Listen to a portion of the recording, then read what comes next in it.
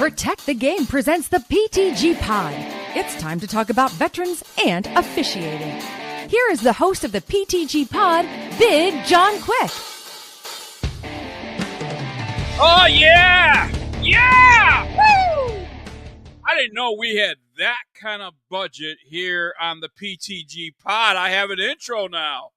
Man, I'll tell you what, everybody at Protect the Game really opened up their wallets on that intro. But right now, this is the PTG Pod, and it's presented by Protect the Game, and give you a little information about Protect the Game here on the PTG Pod in case you never heard of them. Protect the Game is a nonprofit 501c3 organization with a dual mission aimed at supporting U.S. military veterans and enhancing youth sports in America. Founded back in 2019, PTG focuses on providing opportunities for veterans to receive training and employment within the realm of youth sports, while also bolstering the ranks of qualified sports officials across the nation. Through their efforts, PTG has successfully certified 200-plus veterans and their family members from the various backgrounds spanning the country nationwide. And right now, I'm going to bring in my guest co-host once again this week on the PTG Pod, my man, the man himself, Jordan Cohn. Jordan, what's going on? How was your week, my friend? Oh, it was we had a good week last week, John. We did a little training there in Leavenworth, Kansas. 6 new veterans came through. We got our second New Jersey one started last week, and looks like we have about 16 to 18 there. So we had a good week. That's awesome, and more officials are getting certified and ready to hit the field, no matter what it is, if it's softball, baseball, soccer, or volleyball. I'll tell you what, man, we're off and running nationwide with Protect the Game. Yeah, we're also a little bit of big news today. We're finalizing a deal with a company to help us supply our guys with shoes, and probably be able to make a big announcement next week when it's finalized, but really excited about it. All right, well, I see our guest is in the green room right now, and we're going to bring him in just a little bit. But before we do that, we have this public service announcement just for you right here on the PTG Pod. We're there to serve, make sure we're creating a fair atmosphere for both teams, upholding the integrity of the game. I chose to be an official. It's the best decision I've made. In life, things aren't scripted. Games aren't pre-scripted. You know, I got into officiating because my father was an official. Officiating was part of our family life. It wasn't just the game. Get to be outside, get to experience the game. It's so much more fun. You can get a lot out of it. If you're an athlete, we need people like you and translate those skills to officiating. It helped me become not only a better official, but a better person. It happens in every town, in every game. We never have a perfect game, but the rewards always outweigh the negativities. And it's just been wonderful.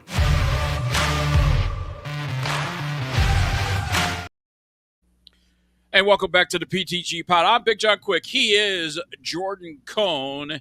And our website is protectthegame.org to find out more information and to get registered. So if you know a veteran or a family member, well, this is the time to head on over. There's a lot of training sites and a lot of training dates on the website at protectthegame.org.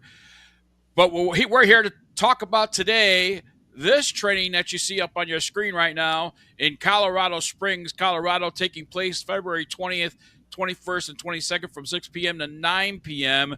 at the DBAT Colorado Springs on Jamboree Circle in Colorado Springs. All military veterans and their family members are welcome. Must be 14 years or older to participate. Active duty military and their family members are also welcome.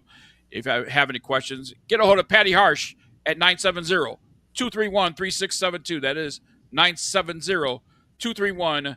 3672 or visit the website at protectthegame.org. Now, our next guest here on the PTG Pod, he is a PTG grad, junior college and high school regular postseason, NCAA Division II summer and fall umpire, but can't make it to the clinic, but he could speak firsthand what the clinic is all about. And he's here with us. John McFarland is joining us here on the PTG Pod. And John, I see there you go. We unmute your mic there. There we go. How you doing, John? Hey, I'm doing great. It's almost baseball season. It's almost baseball season. Yeah, I tell you what, we have our first scrimmage in New Mexico tomorrow, and we're excited. So I know in Chicago, you guys got snow down there, Jordan. I don't know about you guys in the Midwest. We had a pretty good snow today. Our first season game starts on February 20th. So, but John, you college season started already, huh? Are you doing college this year? Yeah, junior college, and I was supposed to have a 4-game series this weekend, and we've already been snowed out. So, yeah, I got to wait another week. John, unfortunately, you cannot attend the clinic in Colorado Springs, but you certainly could talk firsthand on your experience with Protect the Game. First off, tell us your story. Well, what kind of story do you want to hear about? How did you hear about Protect the Game, and what made you actually attend and become a PTG grad? Well, honestly, I don't remember how I heard about Protect the Game. It was probably an email or something that Jordan was sending around. I had started umpiring at the younger youth levels, with a recreational league. And it's one of these leagues where you get 2 hours of training and then they turn you loose on the ball diamond and expect you to succeed. And so it's pretty obvious. First time you take the diamond, you're like, even if you played at higher levels, you didn't umpire. And that's a totally different look on the game. And so, my thought going into it was the more training, the better. And I still think that way. I've been to 3 different professional level clinics since I started umpiring, and I'm going to try to go to one every year or every other year. So Protect the Game was an awesome start for working those youth level, beyond that 2 hours that I got from that developmental league. But for somebody just getting into it and working youth games, it's amazing that deal that they have going on. So.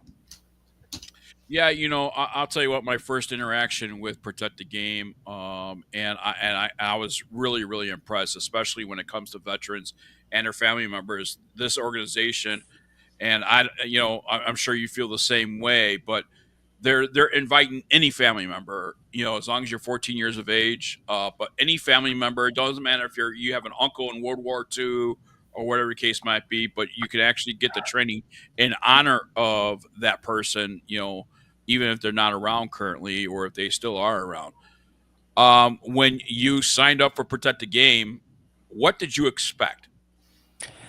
Well, it's been a couple years ago. I don't remember exactly, but, I would like to highlight that I think my son was the first family member to go through the training, and he was about 14 at the time.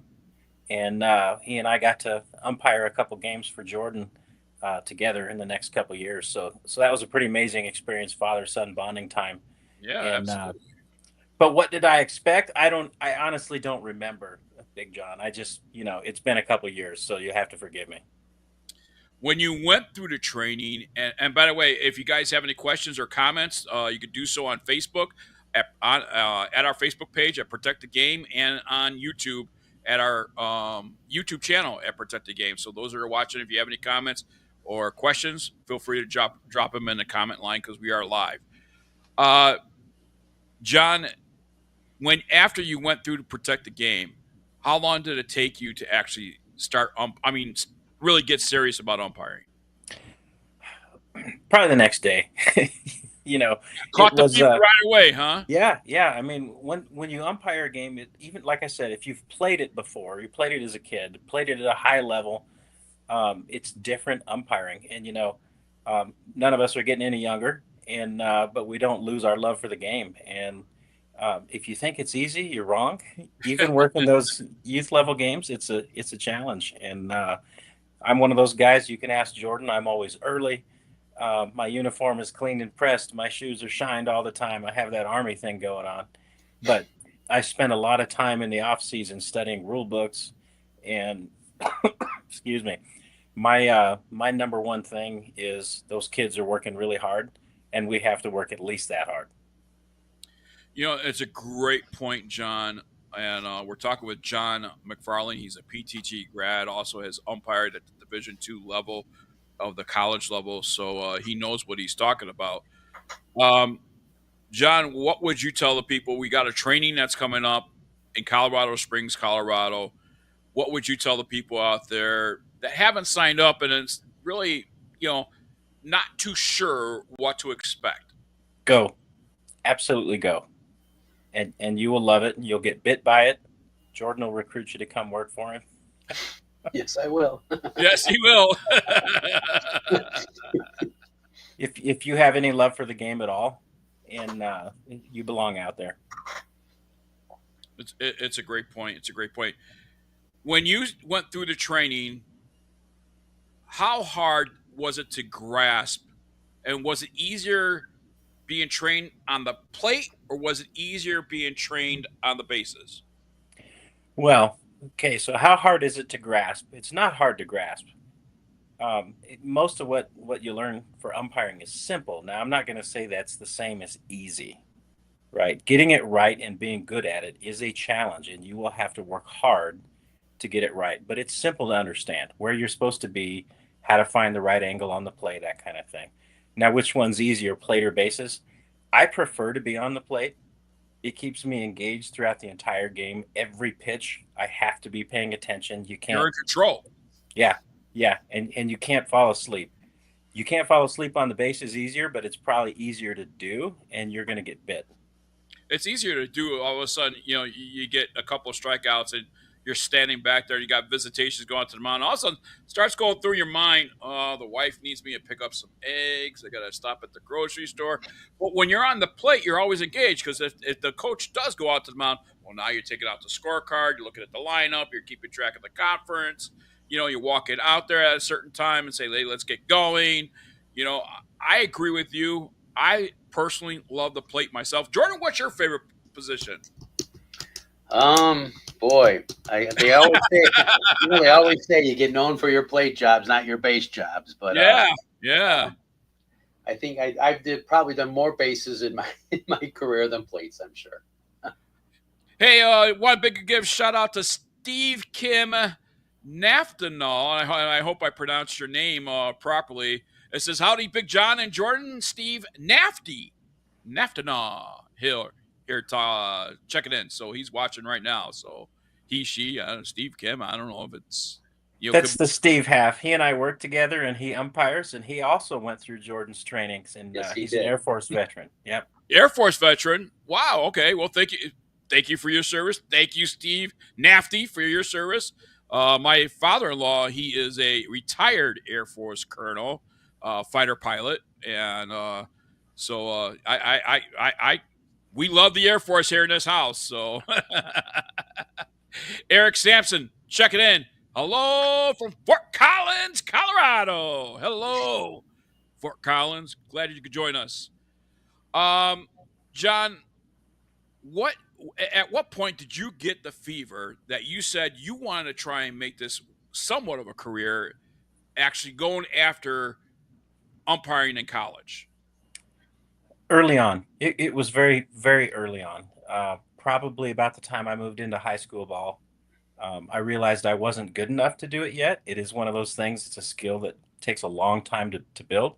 And but for me, it's all about the challenge. And just like it is for the players, you can go out for a game and do awesome, but they work really hard in season and off season to move up in levels. If you make it to the show, or if you make it to the minors, if you make it to D1 or whatever, that's what players judge their own skill on. And for me, it's the same way.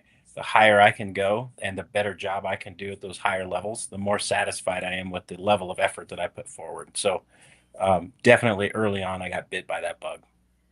What would you tell the graduates of Protect the Game after they graduate and they get the certification from Protect the Game, from PTG, and now they can umpire games. In New Mexico, after my training, I registered them for high school umpiring right away. And we're gonna get them on the field. We're already doing trainings with them. We've had 4 of them already. With a lot of our graduates from PTG. What would you tell those PTG graduates the next step after they receive that certificate? What is the next step? How do they get games besides Jordan Cohen calling them at 11 p.m.? Hey, can you come and do a Triple Crown game? At 7 a.m. in the next morning. I had a call off. But what would you tell those graduates the next step on how they can work games? More training is better. You have to know people. So the more training events you go to, you start to make contacts and networking and that kind of thing. Jordan and people like him are all over the country, assigning at different levels and things like that. So any clinic or camp you can go to is going to be helpful. You have to be willing to accept criticism and critique. You can't be the guy who thinks you know everything, and you go to a clinic and think you know everything. They will write you off pretty quickly. And so when somebody corrects you or wants to adjust something, the answer is always thank you. And, I don't care. These guys have been doing it 40 years. They have something to learn too. So always be ready to learn. PTG graduates, I know a lot of the training, because it's limited, right, over a couple of days. So you only are allowed certain things. In order to continue your career, we talk about looking crisp. We talk about being in the Army, and those that have served in the service really take pride in their appearance anyway. But those family members that may attend and stuff like that, how important is it to look good in your uniform? It's extremely important. It's first impression, and coaches, players, the fans, the scorekeeper, they see you walk out onto the field, and they're making a mental assessment of who you are. And so if I just worked a game behind the plate and I have to do another plate game, for example, those shoes are clean and polished before I walk out for the second game. It's a non-negotiable. It's one of those things. Actually, this is going to be really nerdy. But when I was in law enforcement, I read some statistics that talked about how police officers are assaulted 20% less often if they have clean and polished leather gear. And it's just because people are assessing you subconsciously.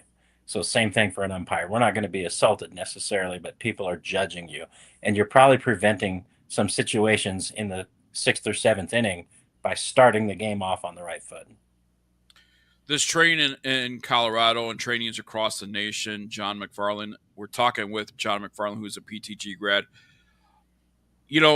Having all these trainings and things across the country, how important is it that these grow wider and wider across the country? Because we have a crisis in officials, and not just baseball, softball. What would you say the importance of organizations like Protect the Game? Well, I mean, you answered it right there, Big John. It's we have a shortage of officials, and military veterans from all the services have a skill set that can be used on any diamond, court, field, whatever that game happens to be, where we can manage situations with people and hopefully impart some wisdom onto not just the players, but the coaches, the parents, the fans, everything. And I'm obviously a big fan of our veterans. From all the services. I'm a joint guy, right? I come from the Army, but I'm a joint guy. I work with everybody. Yeah. And I think this is the right population to use for that.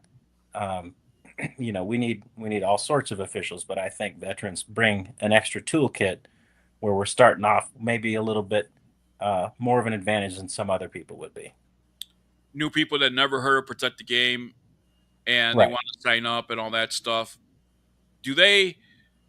Your experience when you sign up for Protect the Game, what do students need on day one? Anything? Nothing. You need the good attitude. You need to be ready to learn. You don't have to necessarily show up with all the high dollar equipment and the fanciest uniform or anything like that. Just be ready to learn. You don't even have to have played the sport. They'll teach you how to officiate it. There's a lot to it, and the learning curve is pretty steep. And I would just tell you to stick with it and continue to learn. Yeah. Let's talk about maybe the partnership that I'm sure you're aware of with Protect the Game and Battlefields to Ball Fields. How important is that partnership in your opinion as a grad? Well, it's extremely important because getting started officiating any sport is expensive. And so having these organizations that are willing to help veterans get started is cutting into that shortage of officials that you mentioned. So, Battlefields to Ball Fields helped me out. They helped me out with football, which I also officiate. They helped me out with boxing, which I was officiating for a while with USA Boxing. I had gotten started with baseball before I knew about Battlefields to Ball Fields, so I didn't take advantage of that. And baseball's probably the most expensive one to get into. It really is. Yeah. So I would tell everybody that's out there watching to take advantage of that. Yeah, because that partnership for all veterans, Battle to Ball Fields, gets you started with everything and get you ready for game one. It takes a little bit of time for you to get your stuff, but once you do, you're ready for day one because you have your uniform, you have your equipment, you have your hat, you're ready to go, Exactly. on day one. Not only that, but Protect the Game also provides various goodies depending on where their training is and what the clinicians may have for the students there. Might be an indicator, might be a ball bag or something like that, but there's always some kind of goodie. But yeah, you're right. Students day one don't need anything because even for family members, it might be gently used, but you're going to get some equipment, you're going to get some uniform and all that stuff to get them going. And I think that's important. Don't you, John? I agree. Absolutely. Jordan, do you have anything for John? No, I just want to tell John, you and your son are more than welcome to come back to Omaha. No, you really are. We're still looking for some guys, but it's a good little fun trip. It's during the College World Series and stuff, but I know John's busy with his other stuff, but I just give him a hard time all the time. Yeah. My son and I were able to umpire out there one time, and it was a great experience. It was like 105 degrees, but we worked hard and earn that paycheck you gave us, Jordan. But you did. I would recommend anybody watching graduate from the training and then hit up Jordan to work the I forget what it's called, Summer Slam or something like that. Yeah, Slump Buster. Positive Murphys in their Anchorage, Alaska. Greetings from Anchorage. Well, hello, Positive Murphys in Anchorage. Appreciate you checking in on YouTube. Steve, checking back in. Big John, I worked for you about 2 years ago in Albuquerque for some 18U college showcase games. Hey, Nefty, all right. That's right. I remember him now. He did work for me. All right. Well, Steve's invited to Omaha, too. Well, it's funny that you say that, Jordan, because here he is checking in. Jordan, I will keep that option open, too. And, Steve, if you want to come out this next weekend and just stop by and say hi, if you're still in the Springs area, come on out and do it. Absolutely. Love to have you back in Albuquerque with Pathway as well, Steve. So get a hold of me. You can always email me directly, the ptgpod@gmail.com, and we'll get you on our schedule and stuff like that. And, John, you're certainly more than welcome to come out to Albuquerque as well and work some games. John, Sounds fun. Before I let you go, what would you say to the people out there about Protect the Game with your experience? I'd say if you're thinking about it, or if you've ever thought about it, or if you thought you could do a better job than the guy on TV, then you need to be there. John, thank you so much for joining us here on the PTG Pod. We appreciate your time tonight here on this, Wednesday night? On this Wednesday night, so we appreciate it. Thank you so much. John, thank you very much. John McFarland joining us here on the PTG Pod. And one of the things we want to do is we want to put this up because we want to say thank you to our sponsors. And we're going to have one of those sponsors here on the show in just a bit here. But make sure you support all these sponsors on this screen here and show your support by donation, giving them business. Make sure you buy stuff and all that stuff, because the more money they get, the more money they can give back to the Protect the Game program. And so that's going to be a good thing, Jordan. Absolutely. All right, we're going to take a short break. This public service announcement, and then when we come back, our next guest will be joining us right here on the PTG Pod. We'll be right back. In life, things aren't scripted. If you're an athlete, We need people like you and translate those skills to officiating. You can get a lot out of it. It happens in every town, in every game. We never have a perfect game, but the rewards always outweigh the negativities.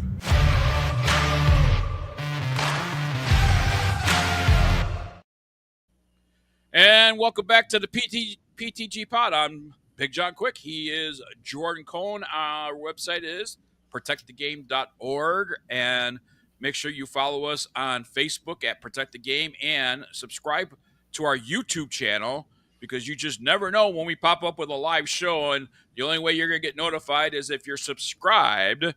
So as a matter of fact, Jordan calls me this past weekend, I think it was, and he says, hey, we need to get a show up. We got the Colorado Springs training coming up.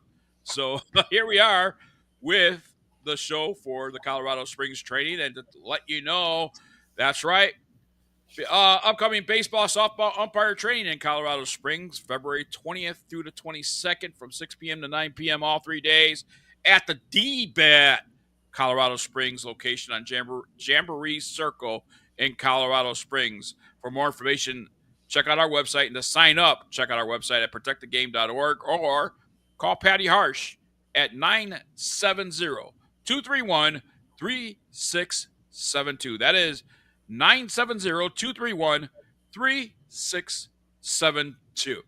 Our next guest, I was fortunate enough to meet this guy in Colorado. He's a PTG grad. He owns DBAT in Northwest Denver, Lafayette, Colorado. He is a CHA, SSA umpire, baseball and softball, Area 10 director for baseball.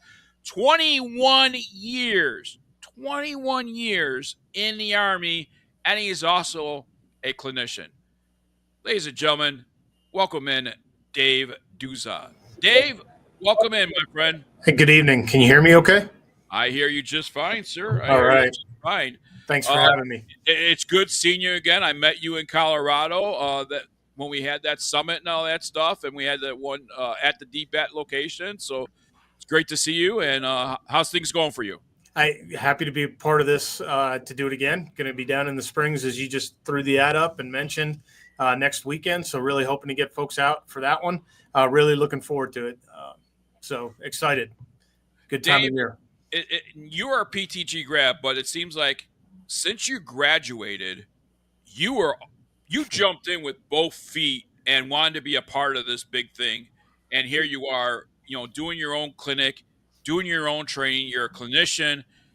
Thank you for your service of 21 years. Appreciate that. But tell us your story about where did it all start for you, when you realized you wanted to become an official, and then you decided, I'm going to go to the PTG training. It's funny because I laugh and I tell everybody it took me 30 years to get back to something I never left. I started in college, and it was a way to earn extra money. I went out and did Legion games. I was in Tennessee at the time. I was going to the University of Memphis State at the time. So I just started doing youth and Legion baseball games. Parlayed that for the 4 years that I was in college. Ended up moving around, did it when I was in the Army, picked up slow pitch softball. Any chance I could go just do it as a hobby, work extra money. Did intramural departments for a couple of the local colleges. No training, right? I mean, other than what I had managed to pick up, from the guys that were mentoring me through college. And I'd be hard pressed to tell you what came into my inbox when I was back here in Colorado. I had expressed an interest in getting started as a high school baseball official in Colorado. And lo and behold, a PTG flyer showed up one day. I believe I was in Aurora. It might've been out at Buckley, what is now Space Force Base. But it was a weekend invite to come on up to Fort Collins. And at the time, the clinician Jordan had identified to do that 3-day training was Jim Evans. And I went and spent 3 days with Jim and Jordan and have not looked back since, because it was, oh my God, where was this 30 years ago? I would have taken a completely different career path had I realized that I never had to leave baseball. So you spent 3 days with the man himself, Jim Evans, great friend of mine, worked with him, on many different projects, and, one of my mentors in professional baseball. But I'll tell you what, man, spending 3 days and getting that kind of knowledge from that man is just incredible. If people don't know, he has come out with the ultimate Bible of two-man systems, and it's a Jim Evans two-man systems, maximizing the two-man system. And I'm sure you own an autographed copy yourself, Dave, don't you? I do. And I've been fortunate enough to see him twice since then. Jordan paired us up at one of the golf tournaments. So, spending 3 to 4 more hours on a golf course, and just the ability, he came to another one of our clinics that we hosted when you guys were here at our facility in Lafayette. So anytime there's always something. You mentioned it earlier with John McFarland. There's always something to learn. There's always something that happens that you see on TV or in college that you want to talk about and say, hey, what's your take on that? Or what's this take on robot umpires? What do you think? What do you think about automated strike zones? And as the game continues to evolve and technology continues to evolve, you still go back to it takes somebody behind all of that to make it work and interpret it and keep the game played. Eric Sampson checking back in. I'm an observer for baseball and softball and basketball. Well, thank you for your service on that, because I know how it is to be an observer or an evaluator, in any sport, but to tackle on 3 sports is quite the feat. So thank you, Eric, for your service on that. Anybody have any questions or comments, certainly do so on YouTube or Facebook. We'll certainly make sure we get those questions or comments in here on the PTG Pod. Dave, what would you, and I presented this question to John, but I think it's important to really get that out there for people that are not sure, that want to make a change and want to be an umpire, but don't want to be yelled at. What would you say to those people when it comes to actually signing up for Protect the Game? Don't be afraid of it.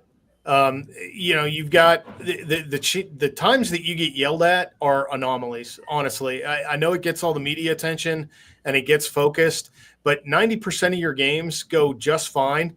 And if somebody's yelling at you, there's something that has happened that we either didn't explain well or got a little away from us as a crew of umpires, or we didn't do a great job of just reining in the game management aspect of it. But the more you work, the smoother your games are going to go. Another thread I'm going to pull on, you talked about the importance of appearance as well. When you walk out and they know you're not messing around, you're not out there to clown around, you're not there to be everybody's friend, you're out there to actually act as a professional and do a job. Things go so much smoother when you conduct yourself as, I'm there for a job. Now you're enjoying it. You're having a great time, but you're not a spectator anymore. Right. The number of times people have come on up and said, man, did you see that play over there? That was fantastic. And no, I didn't. That wasn't my responsibility. How'd it turn out? But the yelling at is an anomaly. Those folks tend to get themselves out of the game really quick. Now, especially in the day and age where a lot of leagues are taking no tolerance policies for it. So there's a lot of help out there. So don't be afraid of it. Like if you're conflict averse, they're going to teach you everything you need to do to use the right words to get yourself out of that situation. And the mentality of knowing that you're confident in your own abilities goes a long way toward keeping situations like that from happening.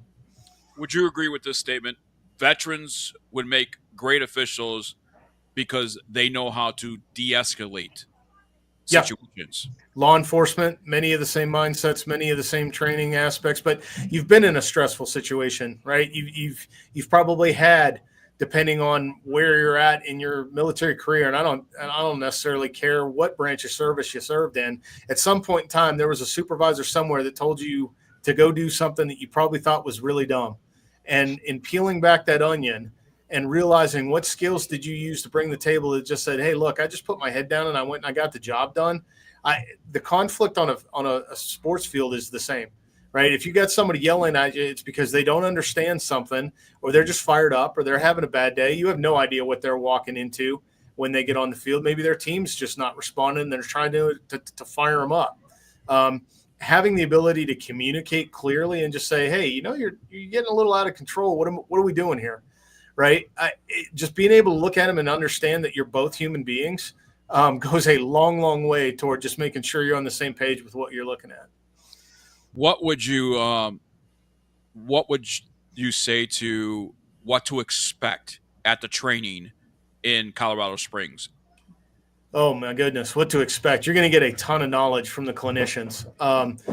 There is so much information that will come at you. They're going to give you the fundamentals to be confident in knowing that you can take the field and at least look like you're in the right position. And getting in the right position is 9/10 of the battle toward making sure you get the calls right. But they're going to teach you how to calm down. They're going to teach you how to get over those butterflies. And I laugh because I still get them. You go out to do a high-profile game, right? If you're not a little bit nervous, again, you're probably a little too complacent, right? So understanding that there's as much pressure on you as there are on the athletes that are out there giving it their all. You're going to go out there and be prepared to do the best job you know how with the training that you are given. And you can't ask for any better. Nobody, I haven't worked with anybody since I've gone through this program that walks out there and just says, I plan on just, I just want to get up and down. I got somewhere to be in 2 hours. Let's just get this game over with and let's go. That's not who completes this program. It's folks who are willing to do what it takes to get better every day that they step on the field. And I will tell you too, we talk about getting yelled at and stuff like that, but I will tell you, I would say 95% of the time when you're yelled at, there's somebody after that game that will come up to you, and not that person particularly, but somebody else that may have been attending the game. And I'm sure this has happened to all three of us, and say, thank you for what you do. And sorry about what happened during the game. Yeah. I see Jordan smiling. Jordan, come on. How many times did that happen? Right. A lot. It's unbelievable, actually. Yeah, and in the first year post-COVID, when everybody was sort of back and fans were allowed to get behind the stands again, we got a lot more thank yous when they were allowed to be back spectating games again. And what was really funny, right, the anecdotes of if folks started getting cranked up again, and there's those ones they're almost inevitable, but again, back to embrace it, don't run away from it. The kids would start saying, hey, do you remember when you guys had to sit in the outfield or in the parking lot of your cars and you couldn't watch us? Do you know how nice that was? And the kids are the ones pressuring the folks into, you might want to behave here because these guys are doing a great job. But there's more thank yous and compliments and, hey, we appreciate you being out here. Particularly if you're doing, here in Colorado, big shortages in the JV and the C levels, the developmental programs. So you might be doing a single man game. The beauty of it is it's time limited. But you go out there and you're hustling and you're doing the best job you can. The parents are appreciative that at least they have one umpire or, one official that's going to be out there for the kids, because they understand that if the trends continue, there's nobody that's going to be calling those games.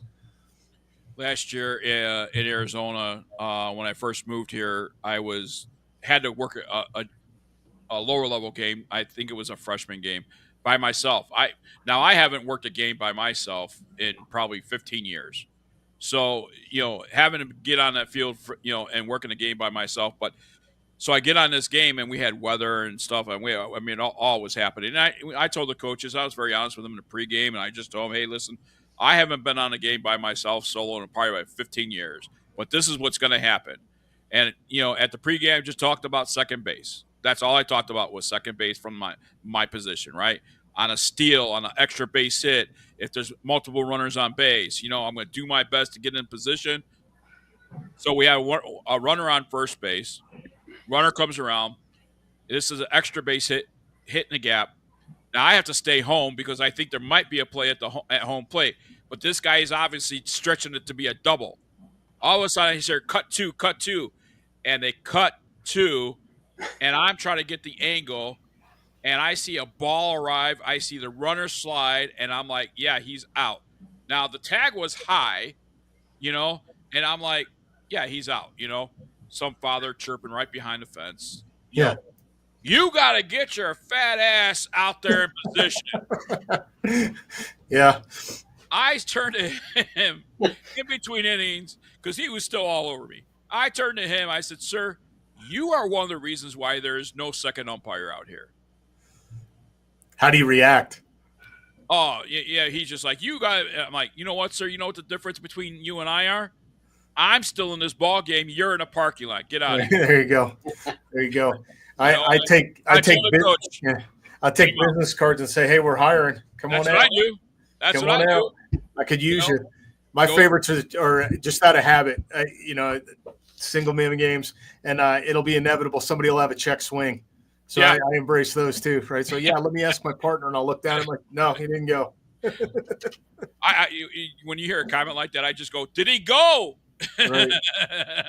Hang on, let me ask my partner. Yeah. And so one of these days, I just want to run down there. Did he go? Run down to first base? No. That's some of the fun you can have with it. Oh, big time. And this is some of the things. And would you agree with this, Dave, with this statement as well? And Jordan and I talked about this in our last show. But once you become an official, it is one big fraternity, and you become a huge, giant family. Absolutely. I mean, it replaces a lot of the things that maybe folks who, again, are just coming out of the military and miss that lifestyle and that camaraderie. It's instant. And a couple of stories, case in point, fortunate enough to go work at Cooperstown. Decided to go do that at a local team here in Colorado that was going to make the trip, taking us out there, and you're bunking with 18, 19 other guys from across the country. Some of them make that, the 3 weeks out of the year. That's all they do is go work those weeks at Cooperstown. But you show up and, pretty soon, hey, where are you from? Where are you from? You talk a little bit about how the seasons are structured. And the next thing you know, you're going out to eat, you're going out, you're swapping stories in the parking lot, you're trading your best stories for anything, just life. It doesn't necessarily always have to be about the game, but it was like you've been with those guys your entire life, or you knew somebody like that, or they reminded you of a friend that you met somewhere along the path, and you don't miss a beat. Even now, they still invite you to podcasts. They still invite you to participate in hey, what are you going to tell first year guys? So it never really ends unless you want it to. Right. So it's what you make of it. If you like hey, I just want to work my games and, go back and just be left alone and chill by myself, you certainly can. But like when you're coming on out there and somebody wants to talk about, hey, have you ever had this happen to you? The next thing you know, there's 13 or 14 guys huddled around a picnic table, and you're having your own rules interpretation clinics, or what's Pennsylvania like to umpire in? What's New York like to umpire in? What's Massachusetts like to umpire in? And then you find the backgrounds out of what these guys have been through and, where they come from. And it's exactly like you're thrown together the first time in your first squad bay. You have no idea where everybody's coming from or what their backgrounds are. But the next thing you know, you might be working a playoff game together. So it's fantastic. It's been unbelievable.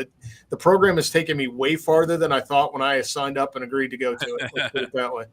I'll tell you a little story, and this is just, tells you what kind of training, but this says it all. When I moved to New Mexico, I worked with a guy, and Jordan, Hector Martinez, and I worked with Hector for the very first time. And we obviously have our regular pregame on coverages and stuff like that. But all of a sudden, the coach comes out and says, man, you could tell you guys have been partners for years. And we looked at each other, nope, our first game together. Yeah. He's like, there's no way. There's no way. But yep. we have had the same training, and that carries over from state to state to state to state, no matter where you go. If that training was proper, you're going to know where your partner is going to be and all that stuff at all times, and use that communication, your voice out there with your partner about where you're going to be at. Let's break it down.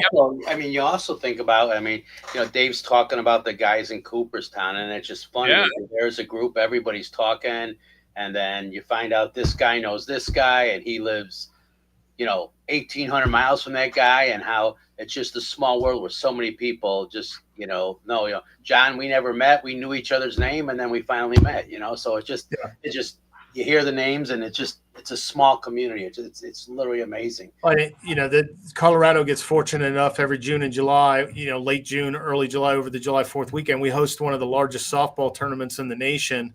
In the fireworks and the sparkler and the junior sparkler. It's 1,500 teams, 450 college coaches. It's massive. They work the entire Front Range. I've got invites now from the guys that I met as a result of that tournament. I could go work games in LA. I could go to Chicago. I could go to Florida. And it's all because you worked with them, on a weekend, and they liked the job you did, and they recognize that you're competent.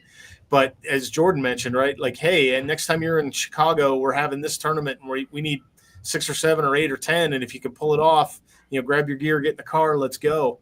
You don't find that everywhere else. And then I'm actually going to flip the paradigm, right? The camaraderie the other way. Jordan loves to tell the story. He invited me out for 2 days to Arizona to go meet a couple of guys that were putting on some PTG sponsored events with some local veterans group in the Tucson area, or Phoenix area. And so we show up to meet for coffee that morning, and 5 minutes in, Jordan's looking at the two of us talking like we've known each other and shared service stories. And we had met literally that morning while he was ordering coffee. And so that bond translates both service experiences. Again, no matter what branch of the military you served in, or law enforcement or first responder, there's a commonality there. You can share those same stories in the umpire and official community. I mean, I've seen it from basketball officials. Football crews are ridiculoly loyal. Yeah. So it's unbelievable the amount of time it's going to be what you make of it. And once again, we're gonna throw up the image up here one more time. But February 20th through the 22nd, 6 p.m. to 9 p.m. and that is Colorado time, so that's Mountain Time out there. DBAC Colorado Springs on Jamboree Circle in Colorado Springs, Colorado. Patty Harsh, you can give her a call, 970-231-3672, or visit our website to sign up at protectthegame.org. Let's talk about the days, 20th, 21st, 22nd. What can your campers expect day 1, day 2, and day 3? So the first day, I think we're going to have a couple of guest speakers coming on in, right? I believe. No, actually, it's Friday. Friday, okay. Thursday, you guys will be doing your thing, and then Friday we will. I'm going to try to get them out there too. So what to expect? Just come ready to learn. Right, we're going to teach you what a good plate presence looks like. We're going to teach you what it looks like to get behind the plate and have pitches coming at you, and where your focus and attention needs to be. What it means to be on the base paths, and the focus and the pre-pitch mentality of how do you make sure your mind doesn't worry about what else you got to do outside of the moment that you're in. We're going to give you the skills to talk about conflict de-escalation, the path that, what's going to get somebody ejected, what's going to get them to stick around a little longer, and how do you make sure that you give them the options to stick around a little longer and de-escalating what they're asking you. How to have those discussions about plays on the field in terms of rule book language. How do you make sure that you don't say something that will get you into trouble when you didn't intend to? But just all of the fundamentals of things that people probably say all the time. Pause, read, react, chest to ball. We're going to get you prepared to take the field and look confident in knowing that it may be your first game ever and you're nervous as all get out, but we're going to at least arm you with the tips and tricks that are going to make sure you could be successful. Great point. You can register again at protectthegame.org. Is this an annual training? Are you going to have additional trainings throughout the year, or is this something that Colorado Springs, and then next year we're going to do another Colorado Springs? Jordan's probably better equipped to speak to that. I think, Jordan, what'd you publish this year? 15 around the country, 12? Yeah, it was turned out to be a total of 15. So we were fortunate enough to get the one in Colorado Springs this time of year early. It's coming right before the high school baseball season and the comp softball season starts, travel softball. We play the high school softball season in the fall. So, I mean, if you come to the February training, you're going to be able to roll right into the sports season here. And there is no shortage of leagues. And even if you didn't want to do competitive in high school, you can work youth and little league and everything else. There is no shortage of jobs if you want to get on a field. And I will tell you, too, that if you guys want to come to New Mexico, which is not that far away from Colorado, Albuquerque, New Mexico, you could certainly work for me. I'm the assigner there. So we'll definitely have you out there as well. But Dave, I want to thank you so much. Any last thoughts for the listeners out there, watchers, viewers? If you're thinking about it at all, had any inkling that this might be for you, come check it out. Come see what it consists of. And I guarantee you, if you come on and you have a good time, you're at least going to learn something. It'll make you a better fan. Even if you don't step on the field as an official, it will make you a better, if you're a student or a child as an athlete, it's going to make you a better fan of the game. And the next time somebody decides to get cranked up, they're going to be able to sit there and go, hey, you might want to give those guys a little break. That job's way harder than you think it is. But it's going to be a great time. You're going to learn a ton. You're going to meet some great people. So if you're thinking about it at all, come on and check us out. ProtectTheGame.org is the website. Dave, can I put you on the spot for a officials tip of the week? But before, if you say yes, hold on because I got to make it official with the official introduction of it. So, can you do an official tip of the week? I will. All right, stand by. Here we go. Ladies and gentlemen, boys and girls, and officials across the nation, it is now time for your PTG Pod officials tip of the week. And here with your tip of the week is the one and only Dave Dusza. All right, tip of the week. Just relax. Just relax. There's no reason to rush anything that you're doing on the field. Make sure that you see all four elements of a play. You get the ball, you get the runner, you get the bag, and you have a clean release or a tag. Just calm down. Everything will be fine. There you go. And your officials tip of the week has been sponsored by Officially Human. That's right. You are human and you're an official and should be treated as such. Officially Human is an organization that is out there to make sure they bring awareness about the humanitarian of and being human as an official. So Brenda's doing some great work at Officially Human, and I hope to have her on very, very soon. Hey, Dave, thank you so much for taking time out of your Wednesday night and joining us here on the PTG Pod. Thanks, John. I'm going to have to come to see you in Albuquerque. Absolutely. Anytime, my friend. There you go. Dave Dusza here on the PTG Pod and Jordan Cohn. What a great, great pod this was. Episode 2, Season 1 in the books once again. And John, I just our other guest that wasn't on when Dave was there. He actually something happened, but do we have a couple minutes for him? Can I get him the link and get him on, or are we? Yeah, we could get him on. Sure, we got a few minutes here. Absolutely. Let me shoot him an email here real quick, and maybe you got a good public service announcement. Yeah, I do. As a matter of fact, let's take this break real quick, and we'll be right back right after this. We're there to serve, make sure we're creating a fair atmosphere for both teams, upholding the integrity of the game. I chose to be an official. It's the best decision I've made. In life, things aren't scripted. Games aren't pre-scripted. I got into officiating because my father was an official. Officiating was part of our family life. It wasn't just the game. Get to be outside, get to experience the game. It's so much more fun. You can get a lot out of it. If you're an athlete, we need people like you and translate those skills to officiating. To help me become not only a better official, but a better person. It happens in every town, in every game. We never have a perfect game, but the rewards always outweigh the negativities. And it's just been wonderful.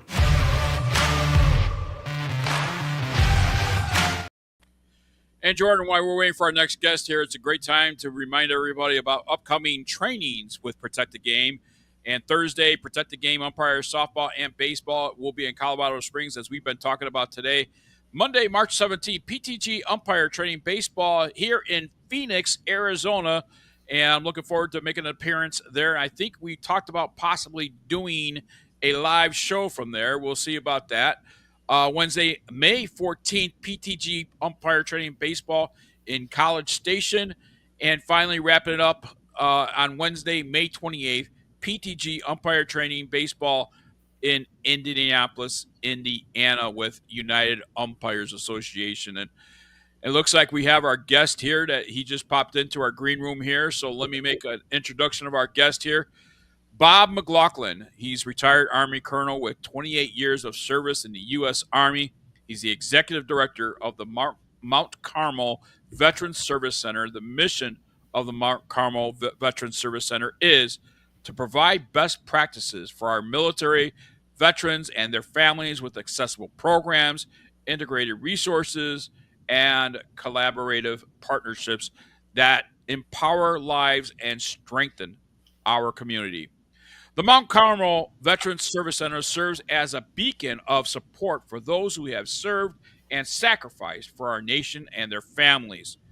Though through a variety of partnerships, programs, and services, the center has become a leader in best practices across the region and the nation. And joining us here is the retired Army colonel of 28 years, Colonel Bob McLaughlin, joining us here on the PTG Pod. Bob, welcome into the PTG Pod. Well, glad to be here. It's good to talk with you guys tonight. Always exciting to be part of something like this.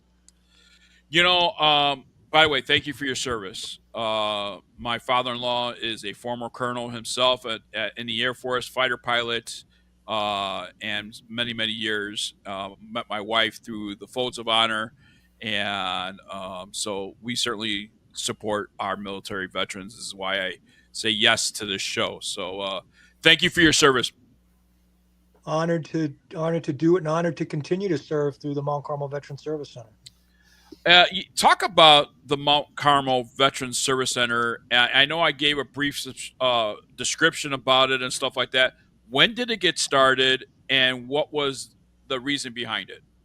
Well, I was privileged to serve our nation in a variety of positions. I came to Fort Carson, Colorado in 2009 to serve as the garrison commander there. And I had the ability to meet many community leaders in Colorado Springs. I had the good fortune to meet the late, great Jay Cimino. Mr. Cimino passed away about a year ago. He was the founder. Jay was a Marine as a young guy, and then became a very successful businessman and ran the Phil-Long dealerships, which is a very successful auto dealer group in Colorado. And he and I became good friends because he loved the military and loved what we did, and then had this vision that we would do something together to help military and veterans in the community and grow. And he basically gave me a challenge. I'm a native New Englander, and I came to Colorado to serve, and never thinking that I was going to stay here. And then when he gave me the challenge to help people and do things, it just was something I couldn't refuse. So when I retired after my final deployment to Afghanistan in 2013, I came back to Colorado Springs. My family had never left; they had stayed, and we started the Mount Carmel Veterans Service Center. With the mission that you stated, to make sure that we filled gaps and honored those who serve. And it's been 10 years. Honored to do the work here. That is very special, that's for sure. And I don't think there could be I don't think there could be enough organizations out there to support our military veterans, and especially the family members of those veterans, because our government right now lacks in that support, and certainly organizations such as like yourself has to pick up the slack and support those family members. Well, for years, even our Department of Defense had reached out to private organizations, knowing that there would be a lot of need to support veterans, asking for private organizations to step up with public-private partnerships. And it's really what success is all about these days. We know that the government can't do it alone, and to have organizations like Mount Carmel come alongside the VA and fill in the gaps for service, it's been really rewarding to be able to do that. Talk about some of those programs that you guys offer, and also talk about the partnerships and how important it is that you have those partnerships. Well, Mr. Cimino, from the very beginning, always said, Colonel, you can't do it without partners, but you know that, right? I'm like, yes, sir. So we have over 400 partners that work with us throughout the state, and frankly, we're connected throughout the country with different organizations. But the original mission was to provide supportive services. And sometimes they say you make your own luck, but we were very fortunate through different partnerships, to grow our services very quickly to transition and employment. One of the most important things for our military members and their veterans, especially during transition, wherever you are in life, especially out of the military, your first priority is to make sure you can still support your family. And often it's a challenge on translating those military skills when you're starting a new life, whether you serve for 5 years or almost 30 like me. It's stressful to go from something that's been your passion to trying to find purpose beyond the military. And I would tell you that's one of our primary missions, to make sure that we're connecting a purpose to those who have served. And we do behavioral health care. We have an amazing program for the last 3 years called Next Chapter with with UC Health here in Colorado, one of the major health providers.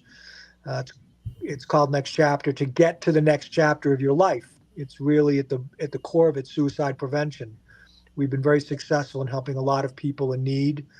We are the state Veterans Business Outreach Center for Colorado, the VBOC. Many states have Veteran Business Outreach Centers in partnership with the SBA, Small Business Administration, from the federal agency, to help troops in transition become entrepreneurs and help veterans keep small business and start small businesses. So it's really holistic, and very proud to do it. Certainly something important to have veterans come back from service and is home permanently and transition to the civilian life and find that purpose that you speak about and find out, wow, what do I do? I just got finished spending years in the service. Where, how do I, support myself now and all that stuff.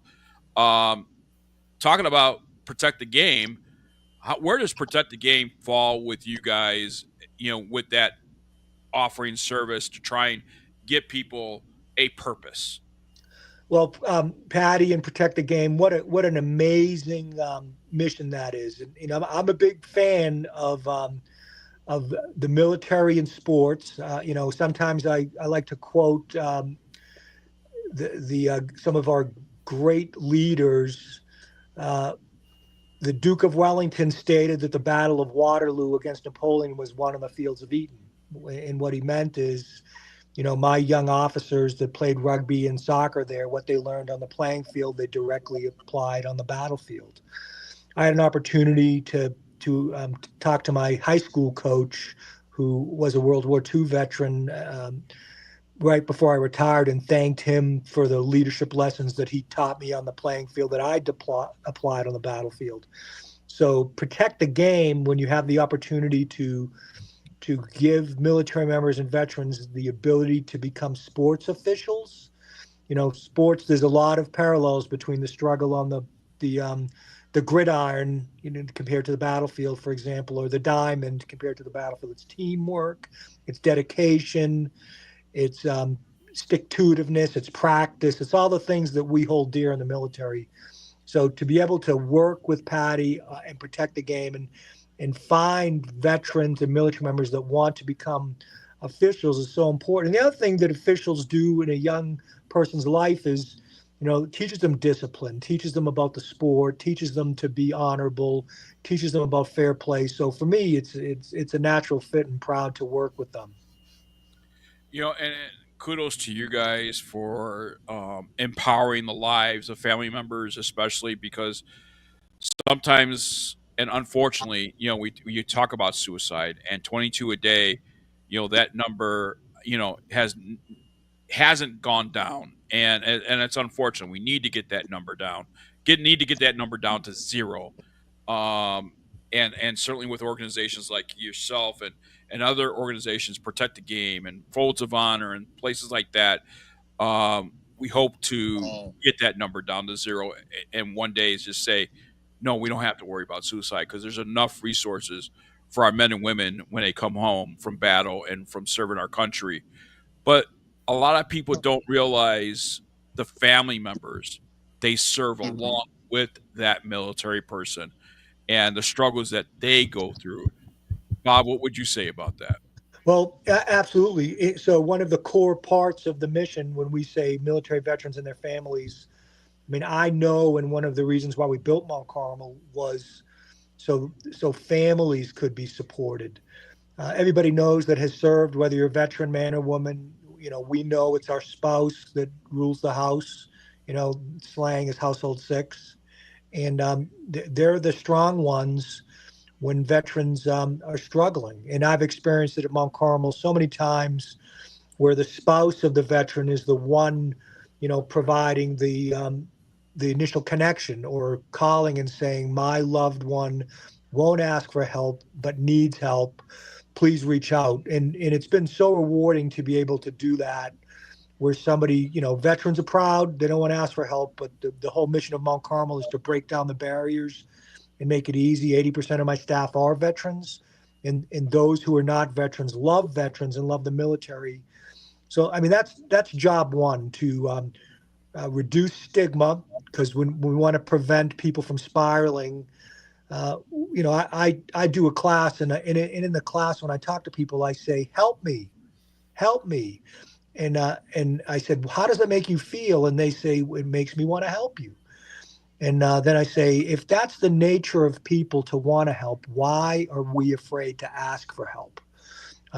Don't be afraid to ask for help. That's what I tell our veterans. That's what I tell people in the community. Because when you're in a bad place, there's plenty of resources. You got to ask, or you got to have somebody be your champion. And most of the time, it's the family that's the champion for the veteran in need. So yes, families are critical during service and after service. Jordan, we tell new officials all the time, don't be afraid to ask any question, and no question is too dumb. And the dumb part is not asking that question, right, Jordan? Absolutely. So, Bob, I got to ask you, and I know we're running out of time here, but how can people support? And I don't know if you rely on donations or anything like that, but where can people find out more information and support your mission? There's a couple of ways. 719-772-7000 is our direct number. That's 719-772-7000. Our web is veteranscenter.org. And then for people in the area, it's 530 Communication Circle in Colorado Springs. Bob, any final thoughts for the viewers out there that is watching right now, and people are going to go back and watch this pod and see and watch this interview? Any final thoughts for these people? Yeah, probably the most important thing is I'm proud to work with Protect the Game. It's a great organization, and we're going to do some good work there. But really, if you know somebody in need, know that we are out here and have access to many resources. I always tell people, if they have a superpower that they want to connect with veterans, work with us on it. And then, of course, if you have the means to support what we're doing, we clearly, you got to keep fuel in the engine to keep the work going. So the number one thing is service members should be proud. They should be thankful for what they have and what they've done. They should always honor people that have gone before them, and always take the opportunity to celebrate what you did as a veteran with your family. So that would be what I would tell people who are listening or watching. Bob, thank you so much for taking time out of your Wednesday night. I'm so happy that we got you on, in the nick of time and to talk about this important mission and this important organization. We appreciate your time on this Wednesday night. Thank you so much. Thank you very much. Glad to be here. Thank you, Bob. Jordan, that is just a wrap here on the PTG Pod Season 1, Episode number 2. And what a great pod it was, don't you think? Oh, absolutely, John. And I think we one thing we did not mention, I know Dave said we were going to have some special guests, but we're actually going to be honored to have Mike Pereira is going to come out to our training on Friday. And as you know, he runs battlefields to ball fields, and everybody will get to meet him. And if you don't know who Mike is, he was a longtime NFL official, and last Sunday, he was the guy sitting next to Tom Brady during the Super Bowl. And anytime there's a call or something they got a question about, they ask Mike what he thinks. So looking forward to it, looking forward to him being there, and just hoping that we have a great turnout and we can get some more veterans working. Well, Jordan, go give your wife a hug and a kiss. Wish her a happy Valentine's Day. And until next time, everybody, thanks for watching. Thanks for listening. God bless. And you matter.